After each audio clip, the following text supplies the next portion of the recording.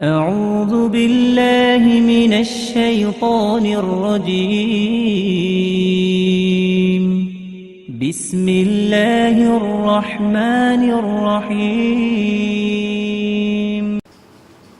إن الحمد لله نحمده ونستعينه ونستغفره ونعوذ بالله من شرور أنفسنا ومن سيئات أعمالنا من يهده الله فلا مضل له ومن يضلل فلا هادي له أشهد أن لا إله إلا الله وأشهد أن محمدا عبده ورسوله أما بعد فقد قال الله تعالى في القرآن الكريم بعد أعوذ بالله من الشيطان الرجيم يا أيها الناس اتقوا ربكم الذي خلقكم من نفس واحدة وخلق منها زوجها وبث منهما رجالا كثيرا ونساء واتقوا الله الذي تساءلون به والأرحام إن الله كان عليكم رقيبا يا أيها الذين آمنوا اتقوا الله وقولوا قولا سديدا يصلح لكم أعمالكم ويغفر لكم ذنوبكم ومن يطع الله ورسوله فقد فاز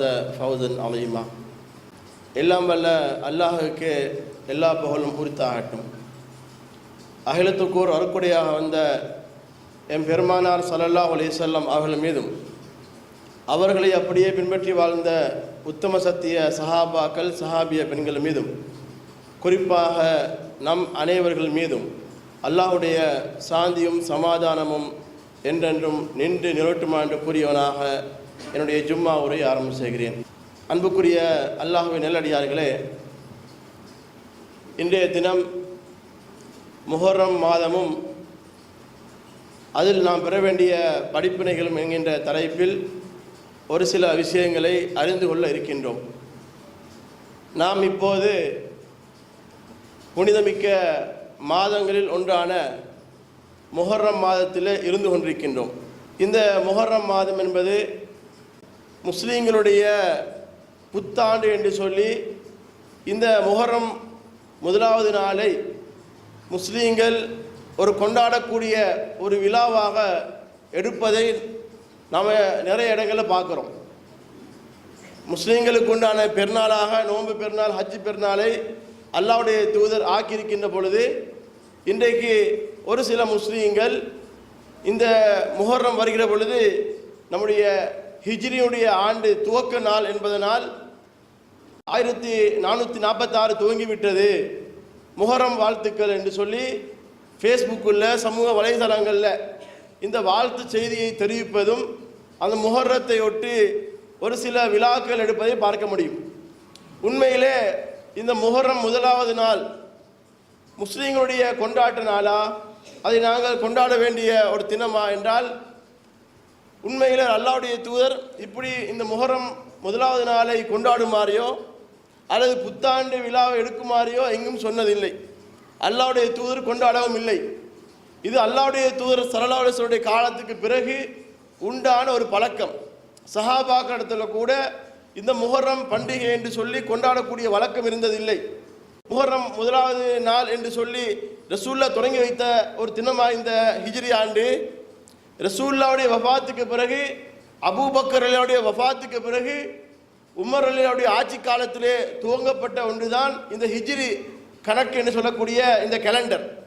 இன்றைக்கு ஜனவரி பிப்ரவரி என்ற மாதம் இருப்பதை போன்று அரபியில் முஹர்ரம் சஃபர் என்ற மாதம் அன்று ஜாஹிலியா காலத்திலிருந்து இருந்தது தான். ஆனால் முஹர்ரம் தான் முதலாவது மாதம் என்பது அல்லாஹ்வுடைய தூதர் தீர்மானித்ததா? இல்லை. அல்லது ஹிஜ்ரி என்பது அல்லாஹ்வுடைய தூதர் தீர்மானித்ததா? அதுவும் இல்லை. அப்போ இது எப்போ உருவானது? ரசூலுல்லாஹ்வுடைய காலத்தில் மக்களிடத்தில் திகதிக்காக குறிப்பிட்ட ஒரு வழக்கம் என்னன்னு சொன்னால், அந்த காலத்தில் எது முக்கியமான சம்பவமாக நடக்குமோ அதைத்தான் பரவலாக பேசுவார்கள். உதாரணத்துக்கு ரசூலுல்லாஹ் எப்போ பிறந்தாங்க அப்படின்னு சொல்லி அந்த காலத்தில் சொல்லும் பொழுது ஆமுல் ஃபீல், யானை வருடத்தில் ரசூலுல்லாஹ் பிறந்தாங்க. அல்லது ஏதாவது நிகழ்வு நடந்தால் இது யானை வருடத்துக்கு 2 வருடத்துக்கு முந்தி நடந்தது, அல்லது யானை வருடத்துக்கு 5 வருடத்துக்கு பிறகு நடந்தது என்று சொல்லி ஆமுல் ஃபீல் யானை வருடத்தை ஒரு திகதியாக கணக்கு போடக்கூடிய ஒரு நிலை இருந்தது. அதுக்கு பிறகு நடந்த ஹுதைபியா உடன்படிக்கை, அந்த ஹுதைபியாவை ஒரு நிகழ்வாக எடுத்து அதுக்கு முந்தி பிந்தி என்ற திகதி போடக்கூடிய வழக்கம் இருந்தது. இப்படி முக்கியமான சம்பவம் நடக்கிற பொழுது அதை மையமாகத்தான் என்ன செய்வார்கள், காலத்தை மக்கள் சொல்லக்கூடிய வழக்கம் இருந்தது. அப்ப ரசூலுல்லாஹ்வுடைய காலத்துக்கு பிறகு, அபூபக்கருடைய ஆட்சி காலத்துக்கு பிறகு உமருடைய ஆட்சி காலம் பரவலாக பல ஊர்களில் பரவி போகுது. அப்ப சஹாபாக்கள் சொல்கிறார்கள், எங்களுக்கென்று ஒரு திகதியை கணக்கு போடுவதற்கு ஒரு நாளை நாங்கள் தீர்மானிக்கணும், அது வசதியாக இருக்கும் என்று சொல்லி சஹாபாக்களிடத்தில் ஆலோசனை சொல்கிற நேரத்தில் சஹாபாக்கள் என்ன செய்கிறாங்க, ஒவ்வொருத்தரும் ஒவ்வொரு ஆலோசனை சொல்கிறாங்க. என்ன ஆலோசனை சொல்கிறாங்க, ரசூலுல்லாஹ் பிறந்ததை எடுத்து நாங்கள் என்ன செய்வோம், முஸ்லீம்களுடைய இந்த கேலண்டரை தயாரிப்போம். இல்லை வேணாம், ரசூலுல்லாஹ் எப்போ நபித்துவம், ரசூலுல்லாஹ் எப்போ நபி ஆனாங்களோ அதை வச்சு கணக்கு போடுவோம். இல்லை அதுவும் வேணாம். அப்போ ரசூலுல்லாஹ் எப்போ மௌத்தா போனாங்களோ அதை வச்சு கணக்கு போடுவோம். இல்லை அதுவும் வேணாம். அப்போ ரசூலுல்லாஹ் எப்போ ஹிஜ்ரத்து போனாங்களோ அதை வச்சு கணக்கு போடுவோம் என்று ஒரு 4-5 கருத்துக்கள் வர நேரத்தில் அதிகமான மக்கள் மெஜாரிட்டியாக சொன்னது என்ன, இந்த மக்கமா நகரத்தை விட்டு, இணைவீப்பு கோட்டையை விட்டு எப்போ நாங்கள் மதினாவுக்கு போனோமோ அதையே நாங்கள் என்ன செய்வோம், எங்களுடைய முஸ்லீம்களுடைய ஆண்டாக நாங்கள் கணக்கு போடுவோம் சொல்லி அந்த ஹிஜ்ரி என்பது அப்போதான் தீர்மானிக்கிறாங்க. அப்போ ரசூலுல்லாஹ்வுக்கு பிறகுதான் தீர்மானிக்கிறது, ரசூலுல்லாஹ் எப்போ ஹிஜ்ரிக்கு போனாங்களோ அதை என்ன செய்வோம், நாங்கள் வர முஸ்லீம்களுடைய ஆண்டாக முதலாவது ஆண்டு ஹிஜ்ரிக்கு, அதுக்கு பிறகு ஹிஜ்ரத்துக்கு பிறகு 2, 3 சொல்லி அப்படி கணக்கு போடுவோம் சொல்லி அப்படித்தான் கணக்கு போட்டாங்க. அப்போ ரசூலுல்லாஹ்வுடைய ஆட்சி காலத்துக்கு பிறகு உமருடைய ஆட்சி காலத்தில் தான் இந்த ஹிஜ்ரி ஆண்டும் இந்த முஹர்ரம் என்பது முதலாவது மாதம் என்பதும் தீர்மானிக்கப்பட்டது. அப்போ இன்றைக்கு முஹர்ரம் என்று சொல்லி வருகிற நேரத்தில் பள்ளிவாசலில் விழாக்கள் எடுப்பதும் கொண்டாடுவது என்பது ரசூலுல்லாஹ்வுக்கு சம்பந்தமே கிடையாது, ரசூலுல்லாஹ் காட்டித்தரவே இல்லை. அப்போ நாங்கள் இன்றைக்கு ஜனவரி தொடங்குற பொழுது புத்தாண்டு வந்து சொன்னால் எப்படி அதை எதிர்க்கிறோமோ, அதை கொண்டாடக்கூடாதுன்னு சொல்கிறோமோ, அது மாதிரி தான் முஸ்லீம்களுடைய புது வருடமாக இந்த முஹர்ரம் இன்றைக்கு மக்களிடத்தில் அறிமுகப்படுத்தப்பட்டாலும் அதுவும் கொண்டாட தேவையில்லை, அதுவும் கொண்டாடக்கூடிய வழக்கம் இஸ்லாத்தில் இல்லை என்பதை நம்ம விளங்கிக் கொள்ளணும். அடுத்தது இந்த முஹர்ரம் மாதத்தில் முக்கியமான ஒரு நிகழ்வு தான் நம்ம எல்லோருக்கும் தெரியும், ஆஷூரா என்று சொல்லக்கூடிய ஒரு நாள். ஆஷூரா என்றால் அரபியில் 10வது நாள். இந்த ஆஷூரா 10வது நாளுக்கு அந்த காலத்தில் இருந்து ரசூலுல்லாஹ் மக்காவில் இருக்கக்கூடிய காலகட்டத்தில் இருந்து ஒரு மக்களிடத்தில் பிரபலமாக பேசக்கூடிய ஒரு நாளாகத்தான் இருந்தது. ரசூலுல்லாஹ் மக்காவில் இருக்கக்கூடிய நேரத்தில் ஜாஹிலிய மக்கள் அவங்க என்ன செய்வாங்க, இந்த ஆஷூரா 10வது நாள் நோன்பு பிடிப்பாங்க. அவங்க என்ன நோன்பு பிடிச்சாங்க, இன்னைக்கு நாங்கள் பிடிக்கிறோமே இந்த நோன்பு பிடிச்சாங்களான்னா இந்த காரணத்துக்காக பிடிக்கல. அவங்க எதுக்காக பிடிச்சாங்கன்னு சொன்னால், மக்கமா நகரத்தில் இருக்க காபத்துல்லா புனித இல்லம், முதலாவது ஆலயம், அது அன்னைக்கு ஜாஹிலிய மக்களும் அவங்களுடைய ஆலயமாகத்தான் கணக்கு போட்டாங்க, அதுதான் வணங்கக்கூடிய இடமா வச்சாங்க. அவங்களும் வணங்கினாங்க. ஆனால் அவங்க வணங்கக்கூடிய செயல் என்பது ஒரு வித்தியாசமாக இருந்துச்சு. கை தட்டுறது, நிர்வாணமாக வலம் வர்றது, இப்படி அவங்க வேறு மாதிரி கோணத்தில் வணங்கினாங்க. ஆனால் அந்த ஜாஹிலிய மக்களும் அந்த காபத்துல்லா புனிதமான ஒரு ஆலயமாக தான் கணக்கு போட்டாங்க. அப்போ காபத்துல்லாவுடைய திரைச்சீலை இருக்கு, ஒவ்வொரு வருஷம் என்ன செய்யும், அது பல லட்சக்கணக்கான கோடிக்கணக்கான பொறுமதியில் தயாரிக்கப்பட்டு அதை மாற்றுவாங்க ஒவ்வொரு வருஷம். இப்போ முஹர்ரம் முதலாவது தேதியை இப்போ என்ன செய்கிறாங்க, அந்த ஆடை மாற்றப்படுது. ரசூலுல்லாஹ்வுடைய காலத்தில் அந்த காபாவுடைய திரைச்சீலை எப்போ மாற்றப்பட்டுச்சு, ஒவ்வொரு வருஷம் ஆஷூரா தினத்தில் தான் என்ன செய்யுது, அது மாற்றப்பட்டு கொண்டிருந்தது. அப்போ இன்றைக்கு அது அப்படியே மாறப்பட்டு முஹர்ரம் ஒன்றில் அது மாற்றப்படுது. அப்புறம் ரசூலுல்லாஹ்வுடைய காலத்தில் மக்கா நகரத்தில் இந்த ஆஷூரா நோன்பு பிடிச்சாங்க. ஆயிஷா நாயகி சொல்லும் பொழுது குறைஷிகள் நோன்பு பிடிச்சாங்க. அந்த நேரத்தில் தான் காபாவுடைய திரைச்சீலையும் மாற்றப்பட்டது. சஹாபாக்களும் அந்த மக்கமா நகரத்தில் நோன்பு பிடிச்சிருக்கிறாங்க. அப்போ மக்கால ரசூலுல்லாஹ் நோன்பு பிடிச்சிட்டு ஹிஜ்ரத் செஞ்சு மதீனாவுக்கு வந்தாங்களே, மதீனாவுக்கு வந்த நேரத்திலையும் இந்த நோன்பு பிடிச்சாங்க. அப்போ ஹிஜ்ரி 2ல் ரமலான் நோன்பு கடமையாக்கப்படுது. ரமலான் நோன்பு கடமையாக்கப்பட்ட பிறகு ரசூலுல்லாஹ் சஹாபாக்களுக்கு என்ன சொல்றாங்க, இந்த ஆஷூரா நோன்பு உங்களுக்கு கட்டாயம் இல்லை, விரும்பினா பிடிச்சிக்கொள்ளுங்க, விருப்பம் இல்லாட்டி நீங்க விட்டு விடுங்க என்று சொல்லி ரமலானுடைய நோன்பு கடமையாக்கப்பட்ட பிறகு ரசூலுல்லாஹ் சஹாபாக்களுக்கு சலுகை கொடுக்குறாங்க. அப்படி சலுகை கொடுத்த பிறகு மதீனா நகரத்தில் யூதர்களை பார்க்குறாங்க, ஆஷூரா தினத்தில் அவங்க நோன்பு வச்சிருக்கிறாங்க. அப்போ அவங்க நோன்பு வச்சதை பார்த்து ரசூலுல்லாஹ் யூதரிடத்தில் போய் கேட்குறாங்க, யூதர்கள் நோன்பு வச்சிருக்கிறாங்க ஆஷூரா தினத்தன்று. அப்போ ரசூலுல்லாஹ்க்கு ஆச்சரியம், மக்கமா நகரத்தில் குறைஷிகள் ஜாஹிலியா காலத்தில் நோன்பு பிடிச்சாங்க, இங்கே பார்த்தா இவங்க நோன்பு பிடிச்சிருக்கிறாங்களே, இவங்க என்னத்துக்காக நோன்பு பிடிச்சாங்க அப்படின்னு சொல்லி அவங்கள்ட்ட போய் கேட்குறாங்க, நீங்கள் எதுக்காக நோன்பு பிடிக்கிறீங்க? அப்போ அவங்க என்ன சொல்கிறாங்க, ஹாதா யோமுன் சாலி, இது ஒரு நல்ல நாள், யோமுன் அலீம் மகத்துவமான ஒரு நாள், அப்படி என்ன மகத்துவம்? வஹுவ யௌமுன் நஜ்ஜல்லாஹு ஃபீஹி மூசா, இந்த ஆஷூரா நாளில் தான் மூசா அலைஹிஸ்ஸலாத்தை அல்லாஹ் காப்பாற்றினான். யாரிடத்திலிருந்து? கொடுங்கோல் அந்த மன்னன் ஃபிரௌனிடத்திலிருந்து அல்லாஹ் மூசா அலைஹிஸ்ஸலாத்தை அல்லாஹ் காப்பாற்றினான். வஅகரக ஆல ஃபிரௌன், ஃபிரௌனுடைய கூட்டத்தாரையும் அல்லாஹ் கடல்ல மூழ்கடித்த நாள். அப்படி மூழ்கடித்த காரணத்தினால ஃபஸாம மூசா சுக்ரன் லில்லாஹ், மூசா அலைஹிஸ்ஸலாம் அவர்கள் அல்லாஹ்வுக்கு நன்றி செலுத்தி நோன்பு பிடித்தார்கள். அப்ப ரசூலுல்லாஹ் சொல்றாங்க, அன அஹ்கு பி மூசா மின்ஹும், மூசாவுக்கு இவர்களை விட நான் தான் உரிமை படைத்தவர். அந்த மூசாவை நபியா நாங்க ஏற்றுக்கொண்டிருக்கிறோம் சொன்னா, இந்த யூதர்கள் நபியா தான் அனுப்பப்பட்டது. இருந்தாலும் மூசா நபி சொன்ன கொள்கையை அப்படியே மாற்றி அவங்க என்ன செஞ்சாங்க? தடம் புரண்டு போனாங்க. அப்படி இருந்தாலும் மூசா நபி செஞ்சதுக்காக வேண்டி ஒரு சில காரியங்கள் அந்த யூதர்கள் செய்கிறாங்க. அப்ப ரசூலுல்லாஹ் சொல்றாங்க, மூசாவை பின்பற்றுவதில் அவர்களை விட நாங்க தான் மிக நெருக்கமானவங்க, அந்த அளவுக்கு நாங்க தகுதி வாய்ந்தவங்க என்று சொல்லிவிட்டு ஃபஸாமஹு, ரசூலுல்லாஹ் நோன்பு நோட்டார்கள். வ அமர பி சியாமிஹி, சஹாபாக்களுக்கும் அந்த ஆஷூரா தினத்தில் நோன்பு பிடிக்குமாறு கட்டளை இட்டார்கள். ரசூலுல்லாஹ் என்ன செஞ்சாங்க? ஆஷூரா தினத்தில் நோன்பு பிடிச்சு விட்டு சஹாபாக்களுக்கும் நோன்பு பிடிக்குமாறு சொன்னார்கள். சொன்ன காரணம் என்ன? மூசா அலைஹிஸ்ஸலாம் நோன்பு பிடிச்சிருக்கிறாங்க. அப்ப மூசா அலைஹிஸ்ஸலாம் செய்யறோம், நாங்க செய்யத்தான் ஓணும், அந்த அளவுக்கு மூசா அலைஹிஸ்ஸலாத்துல நாங்க மிக நெருக்கமானவங்க அப்படின்னு சொல்லி ரசூலுல்லாஹ் என்ன செஞ்சாங்க? சஹாபாக்களுக்கு நோன்பு பிடிக்க சொன்னாங்க. யூதர்கள் பிடிச்சாருன்றதுக்காக ரசூலுல்லாஹ் பிடிக்கிறாங்க. அதை பிடிச்ச காரணம் என்ன? மூசா அலைஹிஸ்ஸலாம் பிடிச்சிருக்கிறாங்க. மூசா நபி பிடிச்சதை, மூசா நபி செஞ்சதை நாங்கள் பின்பற்ற வேண்டும் என்பதற்காக வேண்டி அந்த காரியத்தை ரசூலுல்லாஹ் ஒவ்வொரு வருஷமும் சஹாபாக்களுக்கு நோன்பு பிடிக்குமாறு சொல்லியிருக்கிறாங்க. அப்ப அந்த நோன்பை தான் நாங்கள் இன்றைக்கு பிடிக்கிறோம். யூதர்கள் அவங்களுடைய கொள்கையும் எங்களுடைய கொள்கையும் வித்தியாசமானது. ஆனால் அவங்க செய்யறதை நாங்கள் அப்படியே ஃபாலோ பண்றோமே, அப்படி சரி வருமானு கேட்டால், அந்த காலத்தில் ஆரம்பத்தில் ரசூலுல்லாஹ் யூதர்களுடைய செயல்களை விரும்பக்கூடியவங்க தான் இருந்தாங்க. யூதர்கள் செய்யக்கூடிய காரியத்தை அவங்க செய்யறதுல சிலது உடன்பாடாக தான் இருந்தாங்க. ஏன்னா அவங்க வேதக்காரங்க, மூசா நபி சொன்னதை அவங்க செஞ்சிருப்பாங்கன்னு சொல்லி அதுக்கு ஒத்து போற மாதிரி தான் ரசூலுல்லாஹ் ஆரம்பத்தில் இருந்தாங்க. பிறகு ஒரு காலத்தில் தான் யூதர்களுக்கு மாற்றம் நடக்கணும், ஏன்னா யூதர்கள் எங்களுக்கு எதிரியா இருக்கிறான்னு சொல்லி பிறகுதான் ரசூலுல்லாஹ் என்ன செய்றாங்க? எல்லா விஷயத்திலையும் யூதர்களுக்கு மாற்றமா செய்யுமாறு எங்களுக்கு கட்டளையே போடுறாங்க. உதாரணத்துக்கு நாங்கள் சொல்றதா இருந்தால், நீங்க தாடி வளருங்க, மீசியை கத்தறீங்க. ஏன்னா யூதர்கள் என்ன செய்வாங்க? மீசியை வளர்த்துருவாங்க, தாடியை வலிச்சிருவாங்க. அப்ப அவங்களுக்கு மாற்றமா செய்யறதுக்கு நீங்க தாடியை வளருங்க, மீசியை கத்தறீங்க. நீங்க செருப்பு போட்டு தொழுங்க, ஏன்னா அவங்க செருப்பு போட்டு தொழ மாட்டாங்க. நீங்க கலசம் போடுங்க, அவங்க கலசம் போட மாட்டாங்க. இப்படி ஏராளமான விஷயங்களை யூதர்களுக்கு மாற்றமா செய்யறதுக்கு ரசூலுல்லாஹ் எங்களுக்கு கட்டளை போட்டிருக்கிறாங்க. அப்ப மதீனால அந்த யூதர்கள் நோன்பு பிடிச்சாங்களே, உடனே ரசூலுல்லாஹ்ட்ட சஹாபாக்கள் கேள்வி கேட்கிறாங்க, நீங்க யூதர்களுக்கு மாற்றமா செய்ய சொல்றீங்க, ஆனால் இன்னஹு யௌமுன் துஅல்லிமுஹு யஹூது வ நஸாரா, இந்த ஆஷூரா இந்த 10வது நாள் யூத கிறிஸ்தவர்கள் மகத்துவமிக்க ஒரு நல்ல ஒரு நாளாக அவங்களும் நினைக்கிறாங்க, அவங்களும் நோன்பு பிடிக்கிறாங்க. அப்ப நாங்களும் நினைக்கிறோம், நாங்க நோன்பு பிடிக்கிறோம், ரெண்டும் ஒத்து போகுது. யூதர்களுக்கு மாற்றமே நாங்க செய்யலையே, அவங்க செய்யறதே நாங்க செய்யறோமே என்று ரசூலுல்லாஹ் இடத்துல கேட்கும் பொழுது ரசூலுல்லாஹ் அப்பதான் சொல்றாங்க, என்ன சொல்றாங்க?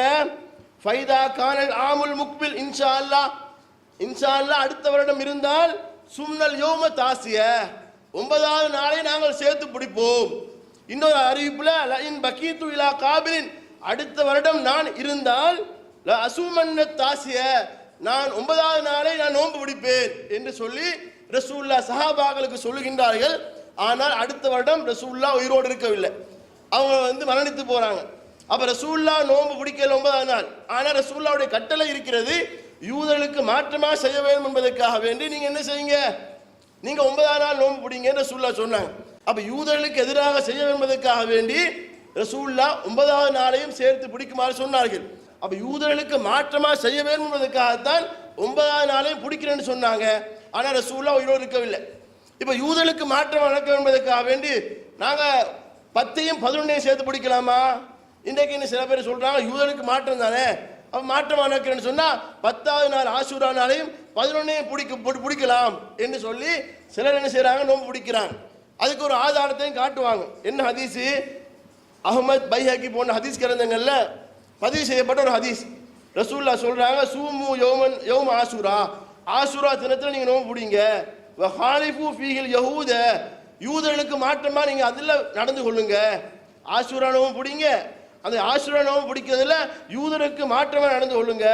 சூமு கபுலஹு யௌமன் அவு பஅதஹு யௌமன், அந்த ஆஷுரா தினத்துக்கு முந்திய ஒரு நாளோ அல்லது பிந்திய ஒரு நாளோ நீங்க நோன்பு பிடிங்கன்னு சொல்லி ரசூலுல்லாஹ் சொன்ன ஒரு செய்தி. என்ன செய்தி? இந்த அஹமது என்ற ஹதீஸ் கிரந்தத்தில் பதிவு செய்யப்பட்டிருக்கிறது. ஆனால் அந்த ஹதீஸ் பலகீனமான செய்தி. எப்படி பலகீனமான இருக்கு? இப்னு அபி லைலா என்ற ஒருத்தர் வருகிறார், அவர் பலகீனமானவர் என்று சொல்லி ஹதீஸ் கலையில என்ன செய்றாங்க, அவர் விமர்சிக்கப்பட்டிருக்கிறார். அப்ப பலகீனமான செய்தி, ரசூலுல்லாஹ் சொல்லாத ஒரு செய்தியை நாங்கள் இன்றைக்கு என்ன செய்ய முடியாது, நடைமுறைப்படுத்தக்கூடாது, அதை அமல் செய்யக்கூடாது. அப்ப ரசூலுல்லாஹ்வுடைய அங்கீகாரம் உள்ள செய்தி என்ன? 9வது நாள் பிடிக்கிறது தான். 10ஆம் நாள் ஆஷூரா நாள், 9ஆம் நாள் தாசுஆ. ரசூலுல்லாஹ் அனுமதி கொடுத்திருக்கிறாங்க நோன்பு பிடிக்கிறதுக்கு. அப்ப நாங்க என்ன செய்யணும்? ஆஷூரா நாள் 9ஆம் நாள் நோன்பு பிடிக்கணும். இதுல விளங்க வேண்டிய விஷயம் என்னன்னு சொன்னால், இந்த முஹர்ரம் என்பது நோன்பு பிடிப்பதில் மிகவும் சிறந்த ஒரு நாள். முஹர்ரம் என்பது நோன்பு பிடிப்பதில் சிறந்த நாள். ரசூலுல்லாஹ் சொல்றாங்க, அஃப்லல் சியாமி பஅத ரமலான் ஷஹ்ருல்லாஹில் முஹர்ரம். அதாவது ரமலானுக்கு பிறகு நோன்புகளில் சிறந்தது என்னவென்று சொன்னால் அல்லாஹ்வுடைய மாதமான இந்த முஹர்ரம் நோன்பு. நோன்பு பிடிக்கிறது எந்த அளவுக்கு சிறப்பானது சொன்னால், ரமலானுக்கு பிறகு அல்லாஹ்வுடைய மாதம் முஹர்ரத்தில் பிடிக்கிற நோன்பு என்று ரசூலுல்லாஹ் சொல்றாங்க. முஹர்ரத்தில் வேற என்ன நோன்பு இருக்கு? இந்த ஆஷுரா நோன்பு தான் இருக்கு. அப்ப இந்த முஹர்ரத்துக்கு எப்படி அல்லாஹ்வுடைய தூதர் சொல்றாங்கன்னா, ஷஹ்ருல்லா, அல்லாஹ்வுடைய மாதம் என்றாங்க. உண்மையில வருடத்தில் அல்லாஹ்வுடைய ஏற்பாட்டில் மாதத்துடைய எண்ணிக்கை 12, எல்லாமே அல்லாஹ்வுடைய மாதம் தான். ஆனால் இந்த முஹர்ரம் மாதம் இருக்கிறது, அது ஷஹ்ருல்லா, அல்லாஹ்வுடைய மாதம் என்று ரசூலுல்லாஹ் சொல்றாங்க. அப்புறம் அல்லாஹ்வுடைய மாதம் என்று சொல்றதுக்கான காரணம் என்ன? அது ஒரு சிறப்பித்து சொல்லப்படக்கூடிய ஒரு காரணம். உதாரணத்துக்கு ரமலான் மாதம் இருக்கிறது. ரமலான் நீங்க அதிகமாக நன்மை செய்யுங்க, நீங்க தொழுகை விடாதீங்க, தான தர்மம் செய்யுங்க, உபரியான வணக்கங்கள் செய்யுங்கன்னு சொல்றோமா இல்லையா? எதுக்காக சொல்றோம்? நோன்பு என்பது அல்லாஹ் சொன்னதா ரசூலுல்லாஹ் சொல்றாங்க, அஸ்ஸௌமு லீ, நோன்பு எனக்குரியது, நான் தான் கூலி வழங்குவேன். அப்ப நோன்புல நீ அமல் செய்யுங்க, நான் கூலி வழங்குவேன் என்றால், நோன்பு இல்லாத நேரத்தில் நாம தொழுதா நோன்பு பிடிச்சா கூலி தர்ற யாரு? அது அல்லாஹ் தானே. அப்ப சிறப்பித்து ரசூலுல்லாஹ் ஒன்று சொல்றாங்கன்னா, ரமலான்ல கூடுதல் நன்மை இருக்கு என்பதற்காகத்தான் நோன்பு எனக்குரியது, நீங்க என்ன செய்யுங்க, அதிகமா நன்மை செய்யுங்க, அல்லாஹ் உங்களுக்கு கூலி தருவான்னு சொல்றாங்க. அதே மாதிரிதான் இந்த மாதங்கள் என்பது அல்லாஹ்வுடைய தான், எல்லாமே அல்லாஹ்வுக்குரிய மாதம் தான். ஆனால் முஹர்ரம் என்பது அல்லாஹ்வுக்குரிய மாதம் என்று குறிப்பிட்டு சொல்வதற்கான காரணம் என்ன? அது நோன்பு பிடிப்பதில் சிறந்த ஒரு மாதம் என்பதனால தான். அப்ப நாங்க என்ன செய்யணும்? இந்த ஆஷுரா நோன்பு கட்டாயமாக எல்லோரும் பிடிக்கணும். அது ஏன்னா யூதர்களுக்கு மாற்றமாக செய்வதற்காக வேண்டி ரசூலுல்லாஹ் சொன்ன 9வது நாள் சேர்த்து பிடிக்கிறது தான் நபி வழி. இந்த ஆஷுரா நோன்பு பிடிக்கிறதுனால என்ன நன்மை? ரசூலுல்லாஹ் இடத்துல கேட்கப்படுகிறது, சுயில அன் யோமி ஆஷுரா, ஆஷுரா நோன்பு பிடிக்கிறதுல என்ன நன்மை என்று கேட்கப்பட்டது. யுக்கஃபிரு சனத்தில் மாலியா, முந்திய ஒரு வருடத்துடைய பாவங்களுக்கு பரிகாரம். முந்திய ஒரு வருடம் நாம செஞ்ச பாவம் இருக்கிறது, அதுக்கு பரிகாரமாக இது அமைந்து விடுகிறது என்றாங்க. உண்மையில யோசிச்சு பாருங்க, நம்ம அரஃபா நோன்பு பிடிச்சோம். அரஃபா நோன்பு இப்ப துல்ஹஜ்ஜிலே 9ஆம் நாள். முந்திய ஒரு வருடம், பிந்திய ஒரு வருடம் பாவத்துக்கான பரிகாரம் 2 வருடம். ஆனால் இந்த ஆஷுரா நோன்பு 2 நோன்பு தான் பிடிக்கிறோம், ஆனால் அது ஒரு வருடத்துக்கு பரிகாரமாக அமைகிறது. அப்ப நன்மைகளை அதிகம் கொள்ளையடிக்கக்கூடிய, எங்களுடைய பாவங்களை நாங்கள் மன்னிக்கப்படக்கூடிய அளவுக்கு இந்த நோன்பு என்ன செய்து சிறப்பித்து விளங்குகிறது. இந்த முஹர்ரம் மாதத்தில் இந்த ஆஷூரால எங்களுக்கு என்ன படிப்பினை இருக்கு? நம்ம சிறப்பு நோன்பு பிடிக்கிறது, ரசூலுல்லாஹ் பிடிச்சிருக்கிறாங்க, பிடிக்க சொல்லியிருக்கிறாங்க. இதில் நம்ம கற்றுக்கொள்ள வேண்டிய விஷயம் என்ன? இந்த நோன்பு எதற்காக பிடிக்கப்பட்டது? மூசா நபி ஏன் பிடிச்சார்கள்? உங்களுக்கு தெரியும். மூசா நபியுடைய வாழ்க்கை வரலாற்றை சொல்வதாக இருந்தால் ஏராளமான படிப்பினை அதில் இருக்கிறது. ஆனால் இந்த சம்பவம் எதை குறிப்பிடுகிறது? மூசா நபியுடைய அந்த ஈமானிய உறுதியும், மூசா நபி அல்லாஹ் மீது வைத்திருக்கக்கூடிய நம்பிக்கை இருக்கிறது, அதை வெளிக்காட்டக்கூடிய ஒரு நிகழ்வு தான் இந்த சம்பவம். என்ன சம்பவம்? அல்லாஹ் மூசா அலைஹிஸ்ஸலாத்துக்கு கட்டளை போடுகிறான், இந்த பனு இஸ்ரவேலர் இருக்கிறார்களே, அவர்களை ஃபிரௌனிடத்திலிருந்து நீ காப்பாற்றி கொண்டு செல்லு. அடாவடித்தனம் செய்யக்கூடியவனாக தான் இந்த ஃபிரௌன் இருந்தான். பனு இஸ்ரவேலை அடிமைத்தனம் மாதிரி வச்சிருந்தான். இந்த கொடுங்கோல் மன்னன் ஃபிரௌன், அவன் மிகப்பெரிய ஒரு அராஜகத்தை இருந்தான். அப்ப இந்த ஃபிரௌனிடத்திலிருந்து பனு இஸ்ரவேலை காப்பாற்றுறதுக்கு மூசா நபிக்கு அல்லாஹ் கட்டளை போடுறான், நீங்க இரவோடு இரவாக என்ன செய்யுங்க, பனு இஸ்ரவேலை நீங்க கூட்டிட்டு போங்க. மூசா அலைஹிஸ்ஸலாம் இந்த பனு இஸ்ரவேலை அப்படியே அழைத்து விட்டு கொண்டு போறாங்க. அழைத்து கொண்டு போகக்கூடிய நேரத்தில் ஃபிரௌனுக்கு கேள்விப்பட்டு மிகப்பெரிய ஒரு படையை திரட்டி கொண்டு அணியணியாக அந்த பனு இஸ்ரவேலர்களையும் மூசா அலைஹிஸ்ஸலாத்தையும் விரட்டி கொண்டு வருகிறான். வெறித்தனமாக கொல்ல வேண்டும் என்கின்ற ஒரு வக்கிர புத்தியோடு விரட்டி வருகிறான். விரட்டி வரக்கூடிய நேரத்திலே அவர்கள் ஓடுகிறார்கள். ஓடி முன்னால் ஓட முடியாத அளவுக்கு கடல் முன்னுக்கு குறுக்கிட்டு நிற்கிறது. கடல் என்ன செய்யுது? முன்னுக்கு ஓட முடியாது. கடல் வந்து முன்னுக்கால நின்று கடல் முன்னுக்கு நிற்குது. இப்போ திரும்பி பார்க்குறாங்க. ஃபிரௌனும் ஃபிரௌனுடைய படையும் என்ன செய்கிறாங்க? வெறித்தனமாக விரட்டி கொண்டு வருகிறார்கள். முன்னுக்கால கடல். உடனே இந்த மனுஷ வேலை இருக்கிறாங்களே, மூசா நபி கூட்டி வந்தாங்களே காப்பாற்றுறதுக்கு, அவங்களுக்கு வந்து பயம் வந்துட்டு ஃபிரௌன்ட்டு தப்பி ஓடி வந்துட்டோம். கடைசியில் திரும்பவும் ஃபிரௌன்ட்ட மாட்டிக்கிட்டோம். மூசாவே இன்னால் அமுதுரக்கூன், நாங்கள் வசமாக மாட்டிக்கிட்டோம். நீ எங்களை காப்பாற்றுன்னு சொல்லி கூட்டி வந்து எங்களை நீ மாட்டி விட்டுட்டியே என்று சொல்லி என்ன செய்கிறாங்க?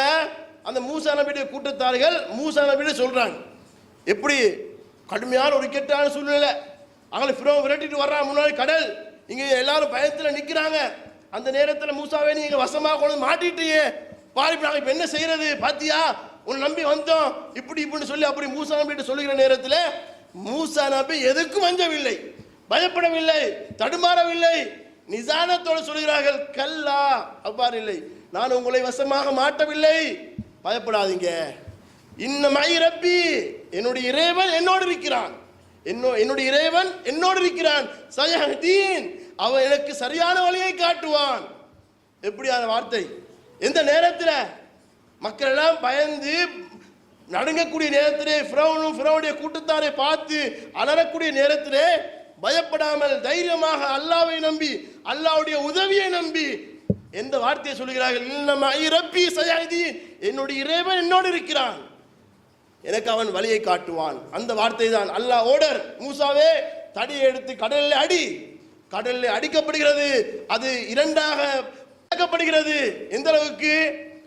மலைகளை போன்று மிகப்பெரிய பிரம்மாண்டமாக பாதை என்ன செய்தவர்களுக்கு விரிவாக்கப்படுகிறது. அவர்கள் தப்பித்து செல்கிறார்கள். பின்னாடி ஃபிரௌனும் அவளை விரட்டி அதே பாதையிலே போகிறார்கள். அங்கே மனுஷர்கள் கரைக்கு சென்ற பிறகு ஃபிரௌனும் ஃபிரௌனுடைய கூட்டத்தாரும் அங்கே மூழ்கடிக்கப்படுகிறார்கள். ஃபிரௌன் எப்படிப்பட்டவன்?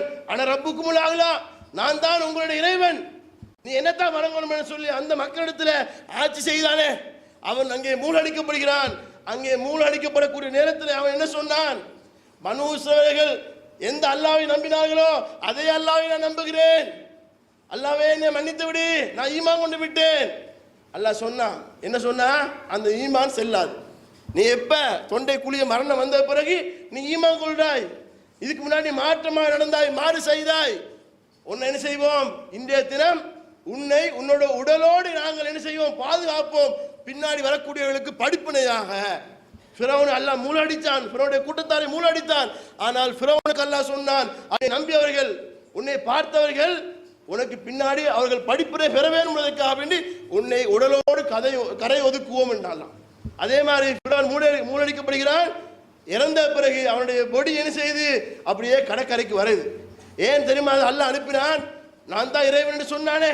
அந்த மக்கள் அவனை பார்த்து படிப்பினை பெற வேண்டும் என்பதற்காக வேண்டி இவன் ரப் இல்ல, இவன் சாதாரண ஒரு மனிதன் தான், இவன் மரணிக்க கூடியவன் தான் என்பதை உணர்த்துவதற்காக வேண்டி அவனை படிப்பினையாக அல்லாஹ் ஆக்கி வைத்தான். இப்ப இந்த சம்பவத்தில் மூசா அலைஹிஸ்ஸலாம் சொன்ன வார்த்தை இருக்கிறது, அந்த ஈமானிய உறுதி இருக்கிறது.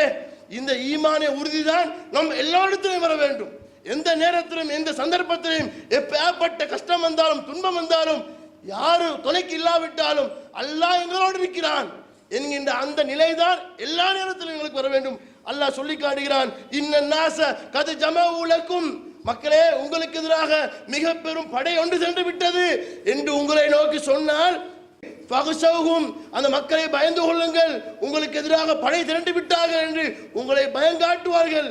உங்களுக்கு எதிராக அக்கிரமங்கள், உங்களுக்கு எதிராக அனைத்து விதமான விமர்சனங்கள் எல்லாம் வரும். அந்த நேரத்திலே அந்த மூமின்களுடைய வார்த்தை எப்படி தெரியுமா? ஃபஸாதஹும் ஈமானா, அவர்கள் பயங்காட்டக்கூடிய நேரத்திலே ஈமான் அவர்களுக்கு கூடும். பயங்காட்டினா ஒருத்தனுக்கு ஈமான் குறையணும். போலீஸ் வர்றான், இந்தா அவங்க பிரச்சனை பண்றான், அங்க பள்ளி போகாதே, அது செய்யாது இதை செய்யாதுன்னு பயங்காட்டுற நேரத்தில் சாதாரண ஒரு மனிதனுடைய நிலைமை எப்படி? பயம் வந்தா ஈமான் குறையணும். ஆனால் மூமின்களுடைய ஈமான் எப்படிப்பட்டது என்றால், பயம் காட்டக்கூடிய நேரத்தில் ஈமான் குறையக்கூடாது, ஈமான் கூட வேண்டும். வகாலு ஹஸ்புனல்லாஹு வ நிஅமல் வக்கீல், அவருடைய வார்த்தை எப்படிப்பட்ட வார்த்தை தெரியுமா?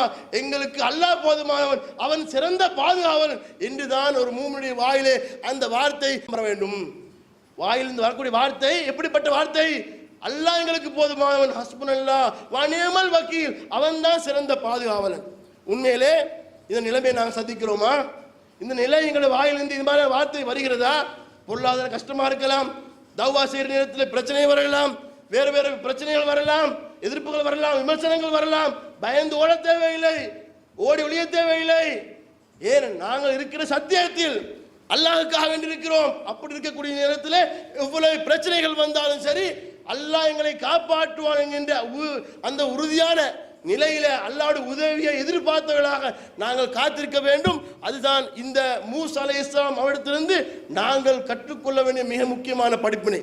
அதோடு சேர்த்து மூசா அலைஹிஸ்ஸலாம் அவரிடத்திலே நாங்கள் கற்றுக்கொள்ள வேண்டிய இன்னொரு படிப்பினை இருக்கிறது. மூசா அலைஹிஸ்ஸலாம் அவர்கள் நோன்பு பிடித்தார்கள். எதுக்காக நோன்பு பிடித்தார்கள்? ஃபஸாம மூசா சுக்ரன் லில்லாஹ், சுக்ரன் லில்லாஹ், அல்லாஹ்வுக்கு நன்றி செலுத்துவதற்காக நோன்பு பிடித்தார்கள். அல்லாஹ்வுக்கு என்னத்துக்கு நன்றி செலுத்தணும்? அல்லாஹ் அந்த கொடிய ஃபிரௌனிடத்திலிருந்து காப்பாற்றினான், ஃபிரௌனை அல்லாஹ் அழித்து நாசமாக்கினான். மூசா அலைஹிஸ்ஸலாத்துக்கு அல்லாஹ் செய்த மிகப்பெரிய ஒரு வெற்றி, மிகப்பெரிய உதவி. அந்த பனூ இஸ்ரவேலையும் மூசாவையும் காப்பாற்றியதற்காக வேண்டி அல்லாஹ்வுக்கு நன்றி செலுத்தி நோன்பு பிடிச்சாங்க. உண்மையில் அல்லாஹ்வுக்கு நன்றி செலுத்த வேண்டும் என்ற ஒரு விஷயத்தையும் மூசா அலைஹிஸ்ஸலாம் எடுத்திருந்து நாங்கள் படிப்பனையாக பெற முடியும். இன்றைக்கு நாங்கள் அல்லாஹ்வுடைய எத்தனையோ நியமத்துகளை இன்றைக்கு ஒவ்வொரு நாளும் அனுபவித்துக் கொண்டிருக்கிறோம். நியமத்துகள் பொருளாதாரமாக இருக்கலாம், செல்வமாக இருக்கலாம், வாகனங்களாக இருக்கலாம், வீடுகளாக இருக்கலாம், இன்னும் பிற வசதிகளாக இருக்கலாம். பரக்கத், மறைமுகமான அருள், கண்ணுக்கு தெரியாமல் எங்களுடைய வாழ்க்கையில் இருக்கக்கூடிய இந்த பரக்கத்தையும் நியமத்தையும் ஒவ்வொரு நாளும் நாங்கள் அனுபவித்துக் கொண்டிருக்கிறோம். எல்லாம் யார் தந்தது? அல்லாஹ் தந்தது. கண்ணுக்கு தெரிஞ்சது, கண்ணுக்கு தெரியாததெல்லாம் அல்லாஹ் எங்களுக்கு தந்ததை நாங்கள் ஒவ்வொரு நாளும் அனுபவித்துக் கொண்டிருக்கிறோம். இன்றைக்கு எத்தனை பேர் அல்லாஹ் நமக்கு இதை தந்திருக்கிறான், அதை தந்திருக்கிறான், அல்லாஹ்வால் எனக்கு கிடைத்தது என்று சொல்லி அல்லாஹ்வுக்கு நன்றி செலுத்தக்கூடிய நிலைகள் நம்ம எத்தனை பேர் இருக்கிறோம்? யோசிச்சு பாருங்க. இன்னைக்கு அல்லாஹ் நோய் இல்லாமல் மிகப்பெரிய கொடிய நோயிலிருந்து உங்களை காப்பாற்றி ஆரோக்கியமாக வைத்திருக்கிறானா இல்லையா? இன்றைக்கு எத்தனை பேர் கேன்சர் ஹாஸ்பிட்டல் போய் பாருங்க, உயிருக்கு போராடி கொண்டிருக்கிறான், எலும்பி நடக்க முடியாமல் இருக்கிறான், வேறு வேறு வியாதிகளில் வேறு வேறு நோய்களில் இன்றைக்கு எத்தனை பேர் பல லட்சக்கணக்கான கோடிக்கணக்கான காசு பணங்களை செலவழித்துக் கொண்டு அந்த நோய்க்கு மருத்துவம் பார்த்து கொண்டிருக்கிறார்கள். ஆனால் அல்லாஹ் எங்களுக்கு ஆரோக்கியத்தை தந்திருக்கிறானா இல்லையா? எவ்வளவு ஆரோக்கியமாக நடக்கிறோம், ஓடுகிறோம், தொழில் செய்கிறோம், குழந்தையை தந்திருக்கிறான், செல்வத்தை தந்திருக்கிறான், ஏன் இந்த ஏகத்துவ கொள்கையை தந்திருக்கிறான், சத்திய மார்க்கத்தில் நிலைத்திருக்கின்றோம். இது அல்லாஹ் எங்களுக்கு செஞ்ச அருட்கொடை இல்லையா? இந்த அருட்கொடைகளுக்காக வேண்டி நாம் எத்தனை பேர் அல்லாஹ்வுக்கு சுக்குர் செஞ்சிருக்கிறோம்? நம்ம இன்றைக்கு சுக்குர் செய்வதாக இருந்தால் எங்களுடைய வாயிலிருந்து அல்ஹம்துலில்லாஹ் இந்த வார்த்தை வருகிறது. நிறைய பேருக்கு அந்த வார்த்தை வருதில்லை. சாப்பிட்றோம், குடிக்கிறோம், கண்டவுடனே எல்லாம் வளர்த்துடுறோம். என்னமோ அவருடைய முயற்சினால அவர் கஷ்டப்பட்டு அவர் என்னமோ உழைச்ச மாதிரி அல்லாஹ் தந்த அருட்கொடைகளை, இந்த காசு பணங்களை, சொகுசுகளை பார்க்கிற பொழுது மனிதன் மறந்து விடுகிறான். இன்னல் இன்சான லிரப்பிஹி லகனூத், மனிதன் இறைவனுக்கு நன்றி கெட்டவனாக இருக்கிறான். செல்வம் இல்லாத நேரத்தில் யா அல்லாஹ் எனக்கு அதைத்தா, யா அல்லாஹ் அப்படித்தான் இப்படித்தான் கேட்கிறான். காசை கொடுத்த பொழுது, கேட்டதை அல்லாஹ் கொடுத்த பொழுது அல்லாஹ்வை மறந்து போய் விடுகிறான். இதுதான் மனிதனுடைய நிலை. இன்றைக்கு அல்லாஹ்வுக்கு சுக்கூர் செய்யக்கூடிய மக்கள் எத்தனை பேர் இருக்கிறோம்? யோசிச்சு பாருங்க. கடமையான 5 நேர தொழுகை தொழுவது சுக்கூர் இல்லை, கடமையான ரமலான் மாதத்திலே நோன்பு பிடிக்கிறது சுக்கூர் இல்லை, ஜக்காத்து கொடுக்க வேண்டிய நிலையிலே ஜக்காத்து கொடுக்கிறது சுக்கூர் இல்லை, கடமையான நேரத்தில் ஹஜ்ஜை செய்வது அல்லாஹ்வுக்கு செய்யக்கூடிய சுக்கூர் இல்லை. அது கடமை, ஃபர்லு, கட்டாயம் செய்தியாக வேண்டும். இது அல்லாமல் மேலதிகமாக உபரியாக அல்லாஹ்வுக்கு நீங்க செய்யக்கூடிய வணக்கங்கள் 2 ரக்காத் உபரியாக தொழக்கூடிய தொழுகையாக இருக்கலாம், தான தர்மங்களாக இருக்கலாம், அல்லது எக்ஸ்ட்ராவாக நீங்க பிடிக்கக்கூடிய நோன்புகளாக இருக்கலாம், அல்லது உங்களுக்கு அல்லாஹ் நிறைய அருட்கொடைகளை தந்திருக்கிறான்னு சொல்லி அந்த காசு கிடைச்சதுக்காக வேண்டி செலவழித்துக் கொண்டு 4 நாட்களை செலவழித்துக் கொண்டு உம்ராவுக்கு செல்வதாக இருக்கலாம். இதெல்லாம் அல்லாஹ்வுக்கு நாம் சுக்கூர் என்ற அடிப்படையில் செய்தோம்னு சொன்னால் அது சுக்கூராக போகும். இன்றைக்கு எத்தனை பேர் செய்கிறோம்? அல்லாஹ்வுடைய தூதர் ஸல்லல்லாஹு அலைஹி வஸல்லம் அவர்கள் அல்லாஹ்வுக்கு எப்படி நன்றி செலுத்தினாங்க யோசிச்சு பாருங்க. அல்லாஹ்வுடைய தூதர் தஹஜ்ஜத் தொழுவார்கள், கால் வீங்குகின்ற அளவுக்கு தொழுகிற நேரத்திலே அவர் அருமை மனைவி ஆயிஷா நாயகி அவர்கள் அல்லாஹ்வுடைய தூதரை கேட்கிறார்கள், அல்லாஹ்வுடைய தூதரே, உங்களுடைய முந்திய பிந்திய பாவம் மன்னிக்கப்பட்டு விட்டதே, நீங்கள் ஏன் கால் வீங்குகின்ற அளவுக்கு தொழ வேண்டும்? எப்படிப்பட்ட வார்த்தை! உங்களுடைய முந்திய பிந்திய பாவத்தை அல்லாஹ் மன்னித்து விட்டான். அப்படி இருக்கிற நேரத்தில் நீங்க கால் வீங்கிற அளவுக்கு தொழுவதற்கான காரணம் என்ன? அப்பதான் ரசூலுல்லாஹ் ஒரு வார்த்தையை சொல்றாங்க, அஃபலா அகூன அப்தன் ஷகூரா, நான் அல்லாஹ்வுக்கு நன்றி செலுத்தக்கூடிய ஒரு அடியானாக இருக்கக்கூடாதா? அல்லாஹ்வுக்கு நான் நன்றி செலுத்தக்கூடிய ஒரு அடியானாக இருக்கக்கூடாதா? என்ன, அல்லாஹ் என்னுடைய முந்திய பிந்திய பாவத்தை மன்னித்து விட்டான். அது ஆயுள் முழுக்க என்னுடைய முந்திய பிந்திய பாவம் மன்னிக்கப்பட்டு விட்டது. நான் மௌத்தா போற வரைக்கும் முந்திய பாவங்கள் எல்லாம் மன்னிக்கப்பட்டு விட்டது. அதுக்காக நான் அல்லாஹ்வுக்கு சுக்கூர் செய்யக்கூடாதா? எப்படி? தஹஜ்ஜத் தொழுகை ரசூலுல்லாஹ்வுக்கு உபரியாக உள்ளது. அதுவும் ஒரு அரை மணி நேரத்தில் ஒரு ஹவரில் தொழுது முடிக்கலாமா இல்லையா? இரவுல கால் வீங்குற அளவுக்கு தொழுகிறான்னு சொன்னா எவ்வளவு மணி நேரங்கள் தொழுவாங்க ஒரு நாளைக்கா? அல்லாஹ்வுக்கு சுக்கூர் என்று சொல்லி ஒரு நாள் தொழுதாங்களா? ஒரு வாரம் தொழுதாங்களா? ஒரு மாசம் தொழுதாங்களா? உயிரோடு இருக்கிற வரைக்கும் தொழுதார்களே, அதுதான் சுக்கூர். ஒரு நாளைக்கு 2 ரக்காத் தொழுகிட்டு நான் சுக்கூர் செஞ்சுட்டேன் இல்ல, ஒரு நோம்பு பிடிச்சிட்டு சுக்கூர் இல்ல. ரசூலுல்லாஹ் அதுக்காக தான் எங்களுக்கு ஒவ்வொரு வருஷம் பிடிக்க சொல்றாங்க. ஏன்னா சுக்கூர்னா தொடர்ச்சியா செய்யணும். 2 ரக்காத் தொழுதா பிரச்சனை இல்லை, சும்மா சுப்ஹானல்லாஹ் 2 ரக்காத் தொழுதேன் என்று சொல்லி இல்லை. ஒவ்வொரு முறையும் உங்களுக்கு கிடைக்கிற நேரத்தில் புதுதாக அல்லாஹ் உங்களுக்கு அற்கொடைகளை தருகிற நேரத்தில், செல்வங்கள் லாபங்கள் உங்களுக்கு வருகிற நேரத்தில் அந்த காசை பார்த்து விட்டு நீங்கள் அவனுக்கு சுக்கூர் செய்ய வேண்டும். அல்லாஹ் சொல்கிறான், வயது தாழ்த்தன ரப்புக்கும், உங்களுடைய இறைவன் உங்களுக்கு நினைவூட்டுகிறான். உங்களுடைய இறைவன் உங்களுக்கு நினைவூட்டுகிறான். லைன் சக்கரத்தும், நீங்க அல்லாஹ்வுக்கு நீங்க நன்றி செலுத்தினால் அஸீதன்னக்கும், உங்களுக்கு நான் மென்மேலும் அதிகமாக தருகிறேன். நீங்க அல்லாஹ்வுக்கு சுக்கூர் செய்யுங்கடா, எனக்கு சுக்கூர் செய்யுங்க. அல்லாஹ் திருமறை குர்ஆனில் எப்படி சொல்லி காட்டுகிறான்? வஸ்குரூலி, எனக்கு நன்றி செலுத்துங்கள். அல்லாஹ்வுக்கு நன்றி செலுத்துங்க. அல்லாஹ் உங்களுக்கு நன்றி செலுத்துகிறான். அல்லாஹ்வுக்கு நன்றி செலுத்துற பொழுது அல்லாஹ் எங்களுக்கு அள்ளி அள்ளி தருகிறான். அப்ப அல்லாஹ்வுடைய வார்த்தை எப்படிப்பட்ட வார்த்தை? எனக்கு நன்றி செலுத்தினால் உங்களுக்கு அதிகமாக தருகிறேன். வலையின் கஃபர்தும், எனக்கு நீங்கள் நன்றி செலுத்த மறந்தீர்கள் என்றால் இன்ன அதாபில ஷதீத், என்னுடைய வேதனை கடுமையானது என்பதை நீங்கள் அறிந்து கொள்ளுங்கள். யோசிச்சு பாருங்க, நம்ம கிடைக்கிற நேரத்தில் அல்லாஹ்வுக்கு சுக்குர் செஞ்சிடணும். சுக்குர் செய்யாம இது என்னமோ எங்கட கஷ்டப்பட்டு நாங்கள் உழைச்சது எங்கட வேர்வை எங்களுடைய உழைப்பு என்று நீங்க மார்பு தட்டினீங்க, நாசமாக்குவான். அல்ல நன்றி கெட்டத்தனமா நடந்தால் அடியோடு அல்லாஹ் நாசமாக்குவான். எத்தனை சமுதாயத்தை அல்லாஹ் அழிச்சிருக்கிறான். அப்ப யோசிச்சு பாருங்க, அல்லாஹ் எங்களுக்கு தரக்கூடிய சிறிய அளவிலான உதவியாக இருந்தாலும் அதுக்கு நாங்கள் அல்லாஹ்வுக்கு நன்றி செலுத்தணும். நீங்க நினைக்க கூடாது எனக்கு என்ன 10,000 ரூபாய் மொபைல் தான் இருக்கு, அவன் ஐபோன் யூஸ் பண்றான், அவன் பென்ஸ் கார் யூஸ் பண்றான், அவன் ப்ராடோ இருக்கு, எனக்கு புட் சைக்கிள் தான் இருக்கு. அந்த புட் சைக்கிள் உங்களுக்கு தந்த யாரு? உங்களுக்கு சாதாரண ஒரு மொபைல் நோக்கியா போன தந்த யாரு? நான் நினைக்க கூடாது கோடீஸ்வரன் தான் அல்லாஹ்வுக்கு சுக்கூர் செய்யணும். இல்ல, ஒவ்வொருத்தரும் அவங்களுக்கு அல்லாஹ் தந்திருக்கக்கூடிய அந்த பொருளாதாரத்துக்கு ஏற்ப, அந்த வசதிக்கேற்ப அல்லாஹ்வுக்கு சுக்கூர் செய்ய வேண்டும். அப்ப அந்த சுக்கூருக்கு தான் அல்லாஹ் எதிர்பார்க்கிறான். நீங்க சுக்கூர் செஞ்சீங்கன்னு சொன்னால் அல்லாஹ் உங்களுக்கு அதிகமாக தருவான். அப்ப மூசா அலைஹிஸ்ஸலாம் அவருடைய வாழ்க்கையில நாங்கள் பெற வேண்டிய மிக முக்கியமான என்னவென்றால், நமக்கு அல்லாஹ் தந்திருக்கக்கூடிய அருட்கொடைகளுக்காக வேண்டி நாங்கள் நன்றி செலுத்த வேண்டும். அல்லாஹ் ஒரு இடத்துல சொல்லி காட்டுகிறான், வைன் தஅது நிஅமத்தல்லாஹ் லா துஹ்ஸூஹா, அல்லாஹ் உங்களுக்கு செய்திருக்கிற அருட்கொடைகளை நீங்கள் எண்ணி பார்க்க நினைத்தால் உங்களால் கணக்கிட முடியாது. அந்த அளவுக்கு அல்லாஹ் தந்திருக்கிறான். அப்ப நாங்க என்ன செய்யணும்? எங்களுக்கு அல்லாஹ்வுக்கு சுக்கூர் செய்வதற்காக வேண்டிய ஏதாவது ஒரு காரியத்தை நாங்கள் செய்தோம்னு சொன்னால், செல்வமாக இருந்தாலும் வேறு வேறு வசதியாக இருந்தாலும் அல்லாஹ் அதிகம் நமக்கு தருவான். இன்ஷா அல்லாஹ் இனி வரக்கூடிய காலங்களில் அல்லாஹ்வுக்கு சுக்கூர் செய்து நல்ல மக்களாக வாழக்கூடிய பாக்கியத்தை அல்லாஹ் தஆலா நம் அனைவருக்கும் தந்தருள் புரிவானாக. வாஹிரு தஅவானா அல்ஹம்துலில்லாஹி ரப்பில் ஆலமீன். இந்த முஹர்ரம் மாதத்தில் ஆஷூரா தினத்தில் நோன்பு பிடிப்பது என்பது மூசா நபி அவர்கள் நோன்பு பிடித்தார்கள் என்பதற்காக வேண்டி அல்லாஹ்வுடைய தூதர் நோன்பு பிடித்தார்கள். அந்த ஒற்றை காரணத்துக்காக வேண்டி நாங்கள் நோன்பு பிடித்து வருகின்றோம்.